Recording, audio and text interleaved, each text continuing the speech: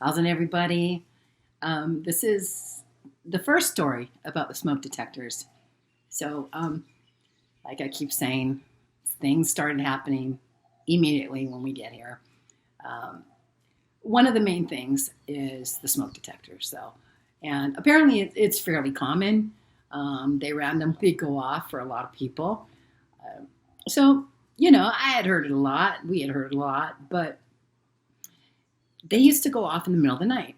And but they'd also shut off all by themselves in the middle of the night. So, we'd be sleeping and then one would go off and we'd get up and we'd go hit the little button to stop it. It would stop, go back, get in bed, and it would go off again. Or the other ones in the house would go off, or they'd all go off. So it got to be where they were waking us up constantly, constantly. So one night they all went off. And so Kevin and I get up out of bed and, we go and get chairs and stuff, and they won't stop by pushing the button. So we pull the batteries out and they still won't stop.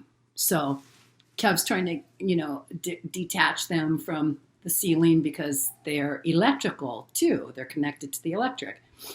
And he's getting shocked here and there, but when he actually gets them down, they're still randomly going. So we end up pulling them all out. And so I'm thinking about these smoke detectors, and I'm thinking, well, if you take everything, if you disconnect them and you take the battery out, how do they still work? Doesn't make sense.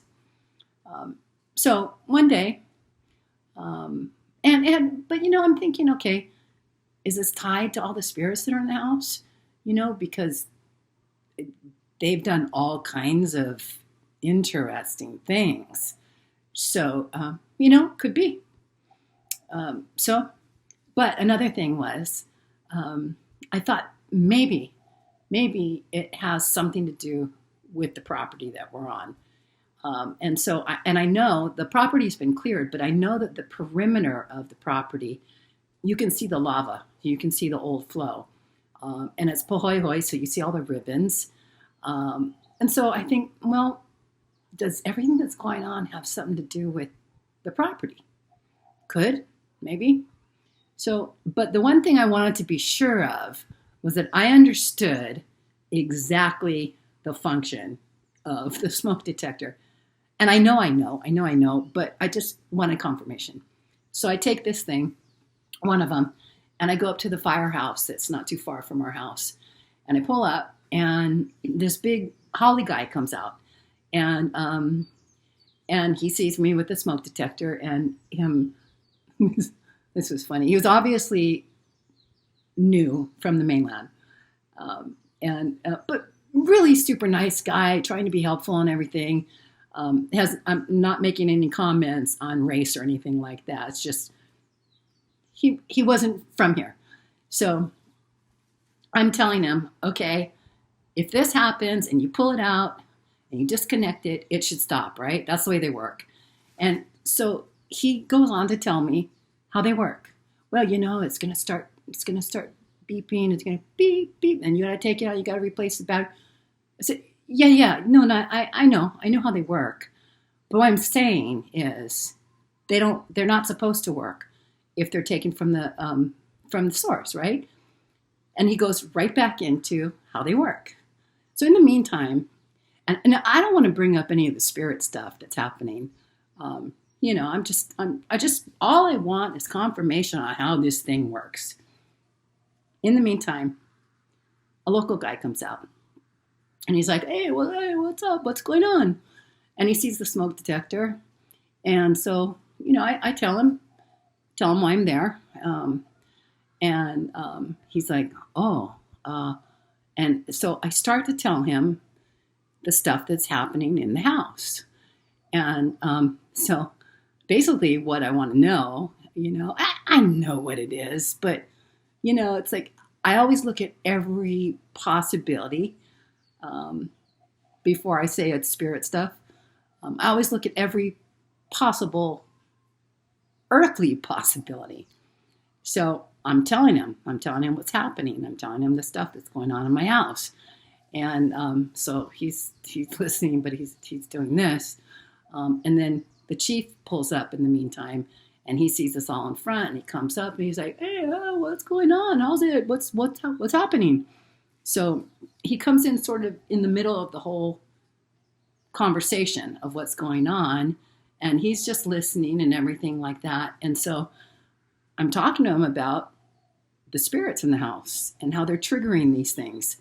And the poor Holly guy, he's getting creeped out. He's just like, he's looking and he's listening, and then he's looking back and forth between us, and educational day, I guess, for him.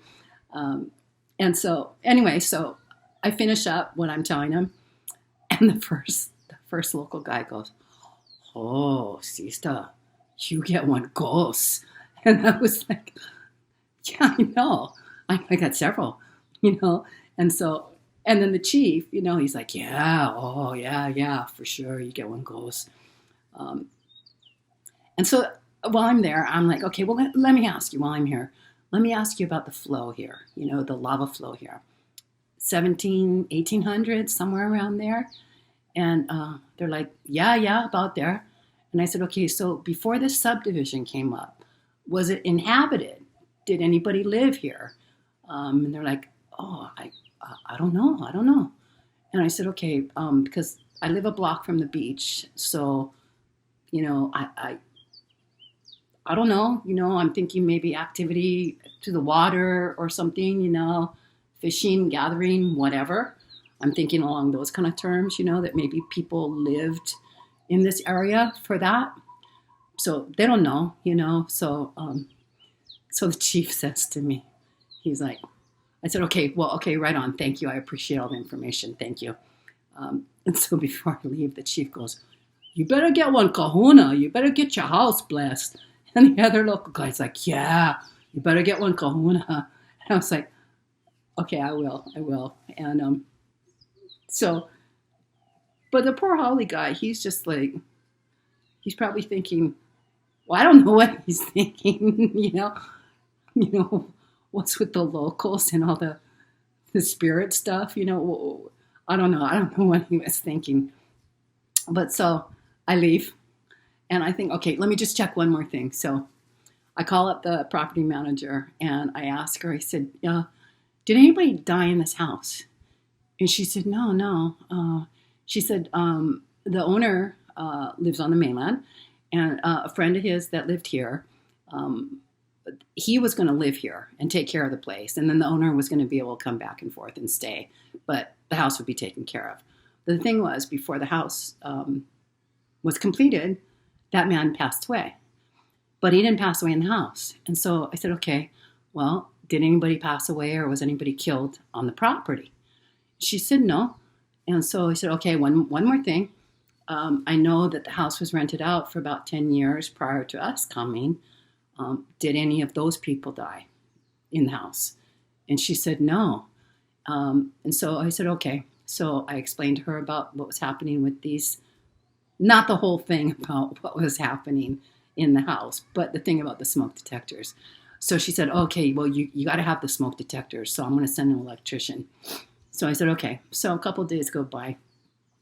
Electrician comes. He installs all new ones. And he's like, "So, okay, yeah, so these are good, The other ones, I don't know, maybe they were too old, maybe they were faulty or something like that, but these are good. They're brand new.